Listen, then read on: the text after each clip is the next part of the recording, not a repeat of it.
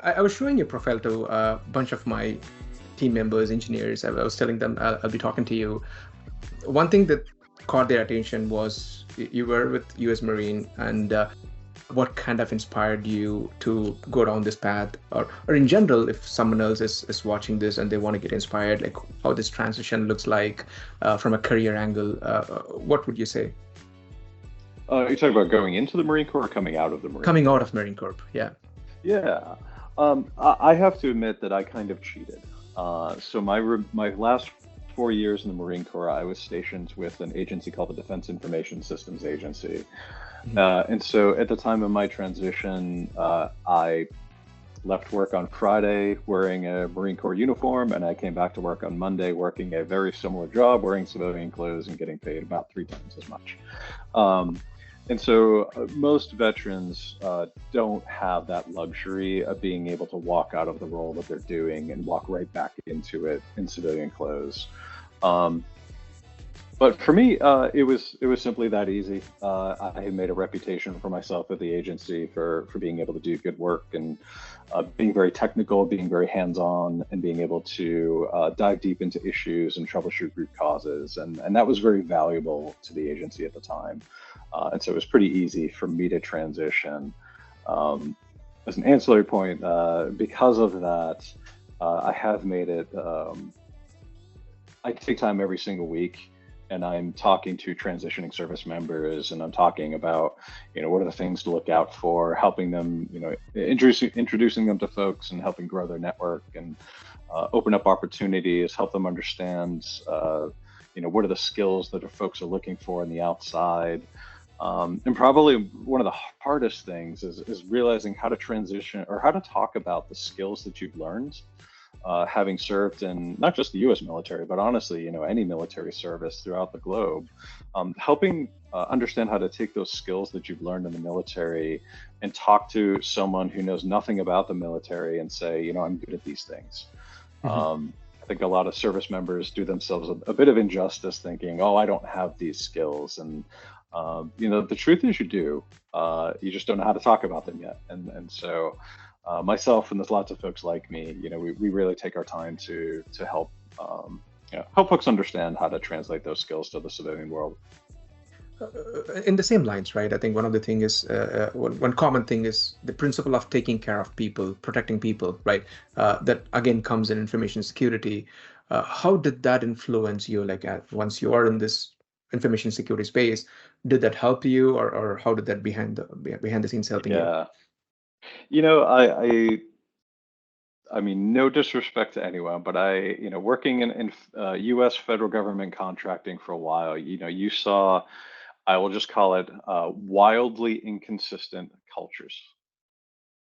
And some of those cultures produced better technology and some of them didn't.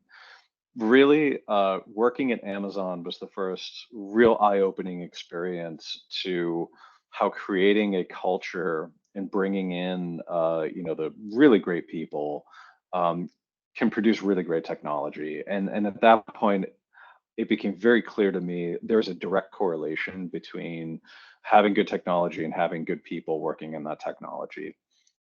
That's not to say that you automatically get good technology just because you hire good people. It's a lot more complicated than that. But we have great technology because we have great people, and to keep, to recruit and retain great talents, you need to keep those people interested. You need to keep them Mhm. challenged. You need to have them empowered. They need to be able to grow. I had all of those opportunities, as my career progressed. And so it's very much influenced my leadership style of I'm constantly looking for what's that right level of challenge for the folks, not just who direct report to me, but folks who are around me, what's the right level of responsibility and challenge that's going to help you grow in a good way. Like I say, there's no growth without conflict. Makes sense. And so, trying to create those opportunities in ways that we're getting the work that we need done, but at the same time, you're doing work that's meaningful and fulfilling and challenging and it's going to help you grow. Got it. Got it. I think you highlighted the type of work environment and the type of company culture you thrive in. I think working for Amazon, the leadership principle kind of plays a key role of keeping the team together, thinking in the same direction. If you have a disagreement, you disagree and commit. I still have some similar lines. Like there are, so let's say someone is coming out of college, is trying to make a decision on which company I should work for. They quite often are not aware of the company culture or the work environment. What type of decisions that they can take before applying for a job, or figuring out here is the company I want to work for? Do you have any recommendations for them? Yeah, I'll say stereotypes come from somewhere, and so there's some stereotypes when it comes to corporate culture that I can share that'll help folks kind of understand some things. Generally, the smaller the company, the less swim lane job title is going to affect your roles and responsibilities. And then the larger that company is, the more likely they can be very specialized and very deep. And so your roles and responsibilities are likely to be much more well defined, which means probably less opportunity, to do things that are outside of the specific roles and responsibilities assigned to you. Again, that's not saying it can't happen. Certainly at Amazon, Mhm. we crossed swim lanes many, many times because it was just part of the culture of the organizations that we worked in. Um, but in general, that does tend to be the trend. And so the smaller the company, the more broad your experiences will be. The bigger the company, the more focused. And so you'll go deep, you just won't go broad, if that makes sense. Makes sense. Yeah. Um, One last question about work. So you mentioned about smaller versus larger companies, right? It's smaller the company, you have access to people from different organization, different functional capabilities, so you can talk to them to find out what's going on. You can resolve conflicts just by having a conversation, hopefully, right? So again, the larger the company, I think it's complex to get hold of people and communicate. There's so much nuances to it. From your 20 plus years of experience, what would be your recommendation for collaboration with other departments, organization, industry partners, especially in the cybersecurity space, right? I want to kind of Yeah. keep it focused. Um, Yeah. so that because cybersecurity is kind of unique. Some people look at them as the bad guys who are just coming to slow down, and some people look at us, oh my gosh, these guys are going to help us protect the data. So you may get some conflicting type of experience, right? So what is your recommendation?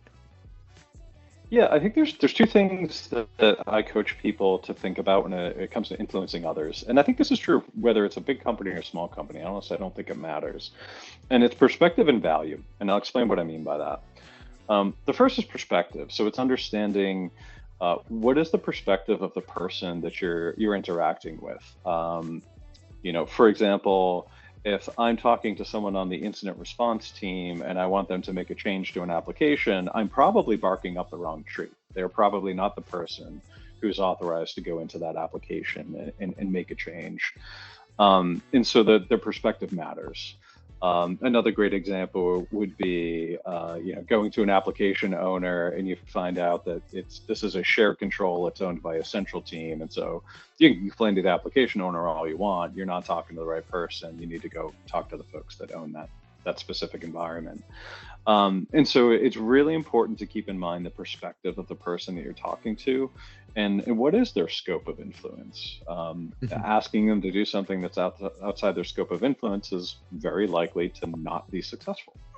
Mhm. Whereas if you do find that right person that is within their scope of influence, um, now that feeds into my second part, which is value. And the way I talk to people about this is that we're all humans, right? And humans have, I call it a currency. We have Mhm. things that we care about. You might like spending time with your family, and so that's a currency that you have. You might want to get promoted. Maybe that's a currency that you have. Maybe you just want to get out of here because it's 3:50 and at 4 o'clock you'd like to be somewhere else. Um, and so thinking about what is this person I'm talking to? What do they value in this moment right now? And how can I present whatever it is that I'm trying to get them to do or influence, or how do I talk to them in their currency? And the greatest lesson I'll give to cybersecurity professionals is when you start dealing with executives, the higher you go up, the more they do not care about risk. Sorry, it's the truth. Um, if you go to the CEO of a very large company, and I will use Amazon as an exception because I do think that Andy Jassy will probably entertain this conversation very well. But if you go to the CEO of a company and say this is a critical risk versus a high risk, it doesn't really mean anything to them. But a currency that they will understand is actual currency, money. Mhm. So in the US here, it'd be US dollars, right? So if I can convert risk into a dollar value, well, now that's a currency that that CEO is going to understand. Mhm. And so that's another way of thinking about how, how are you talking to people, and are you using a language that they comprehend, and are you using a currency that they understand and value? This is awesome. So perspective and value. Yeah, so yeah, perspective. I just made a quick note of it. So what perspective they are coming from, so you have a better understanding of their point of view on the whole problem, or what they want to achieve, and what value you can provide to them so they feel successful at the end of the day. Is that a good way to Yeah. look at it? Okay. I think so. Yeah, yeah. I mean, at the end of the day, you want everything to be, sometimes you hear it stated as a win-win, right? You want to feel like you won, you got the thing done that you needed done. But if you can do so in a way that gets them a win as well, Mhm. that's fantastic. I'll actually use a great example from my Amazon days. We were developing content around incident response. So looking for playbooks, we were looking for run books, we were looking for security incident response simulation scenarios. And when you worked in field at AWS, so professional services or solutions architecture, one of the things that you get rated on is producing artifacts, blog posts, white papers, code that, whatever, right? And so I needed content, you needed artifacts. Well, if you develop an artifact and you get 100% credit for it, that's a win for you. It contributes to my portfolio, that's a win for me. And so that's one of the ways that I was able to, as they say, influence without authority in my AWS days, by giving them a currency that they spoke, artifacts. This is awesome. I think I'm definitely taking away quite a bit, and reinforces quite a bit as well. I'm sure everyone will find it useful as well. Perspective and value that you can bring and understand. This is awesome. Let's take a quick break.